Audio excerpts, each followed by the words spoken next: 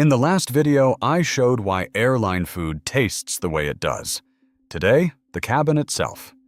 Every discomfort you feel up there is a design decision. And once you see the engineering behind it, you stop being annoyed and start being impressed. The cabin is cold. Everyone knows this. Everyone complains about it. And the airline does not care. Not because they are cheap, not because the air conditioning is broken, but because keeping the cabin at around 20 degrees Celsius is a deliberate safety protocol. Here is why. At cruise altitude, the air inside the cabin contains less oxygen than the air on the ground. Not dangerously less, but enough that your body has to work slightly harder to maintain normal function. When the temperature rises, your metabolism speeds up. A faster metabolism consumes more oxygen. In a sealed tube at 35,000 feet, that is a problem.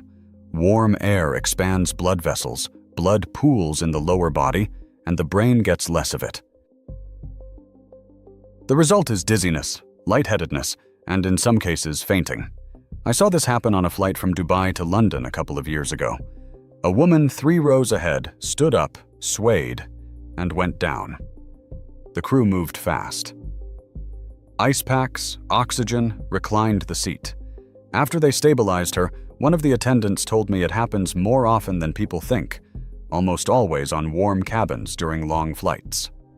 A commercial pilot I talked to later confirmed it. He said that the majority of medical incidents on flights where a passenger loses consciousness are not caused by fear or anxiety. They are caused by heat. Specifically, by the combination of reduced cabin pressure, lower oxygen, and a temperature that lets blood pool in the extremities. The cabin is cold because cold keeps your vascular system tight, your blood circulating to your brain, and your oxygen consumption low. It is not comfort. It is survival math. Now the air itself. Cabin humidity at cruise sits between 10 and 15%.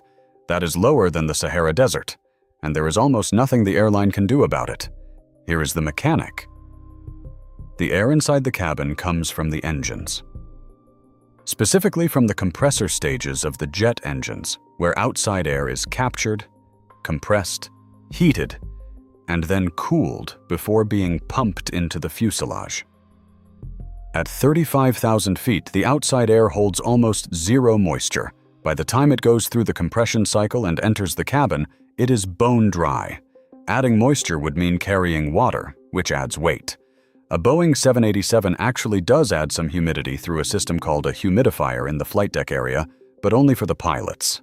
The passengers get the desert air. That is why your throat dries out, your skin tightens, your contact lenses feel like sandpaper, and your nasal passages stop filtering properly. It is not a design flaw.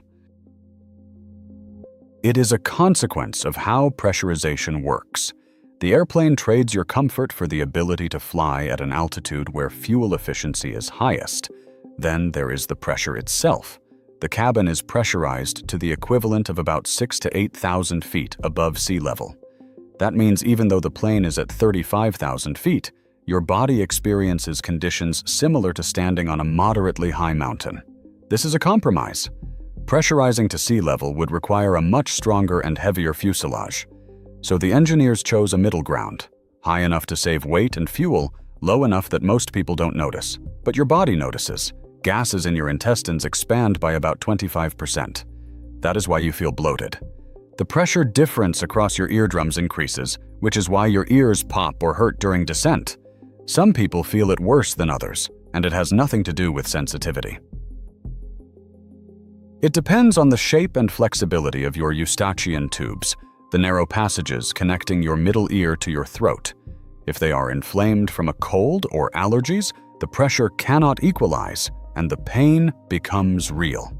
Your joints can ache because dissolved gases in your synovial fluid start forming microbubbles, the same mechanism that causes decompression sickness in divers, just at a much milder scale.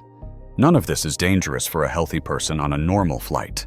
But it is real, it is measurable, and it is built into the engineering tolerances of every commercial aircraft flying today. And then there is noise.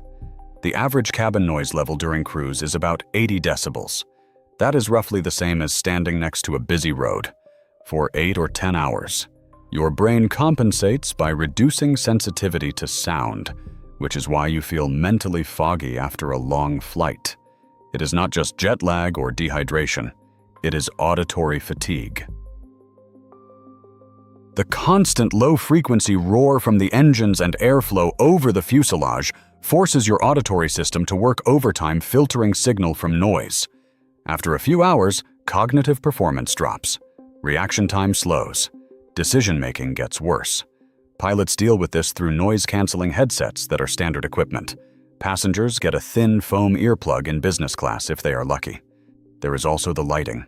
Most modern aircraft use light-emitting diode systems that can shift color temperature throughout the flight.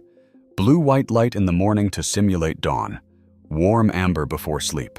Dim red during overnight segments. This is not aesthetic. It is circadian manipulation. The airline is using light wavelength to push your body clock toward the destination time zone before you land. Lufthansa was one of the first to implement this systematically and reported a measurable reduction in passenger-reported jet lag on long-haul routes. The light is not there to look nice. It is there to reprogram your internal clock. Every single one of these things, the cold, the dryness, the pressure, the noise, the light, is a trade-off.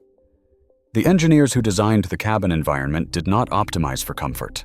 They optimized for safety, fuel efficiency, and the ability to keep 300 people alive and functional inside a pressurized metal tube moving at 900 kilometers per hour. Comfort is what is left over after those priorities are met. The programmer in me respects that. It is a system with constraints, and every decision has a reason. The temperature is a safety parameter. The humidity is a physics limitation. The pressure is a structural compromise. The noise is aerodynamic. The light is biological. None of it is random. None of it is malice. It is engineering. And once you see it that way, flying stops feeling like something that is done to you and starts feeling like something you can work with. Bring a layer for the cold. Bring eye drops for the dryness. Chew gum for the pressure. Wear noise-canceling headphones for the sound. Skip the overhead light and use the cabin cycle to help your body adjust. None of these are hacks. They are just responses to a system that makes sense once you understand it. Your body at altitude is one thing. But what happens to your blood? Your joints, your skin over the course of a long flight? That is a separate conversation. And a flight attendant friend walked me through what she sees happen to passengers on 12-hour routes. That is next.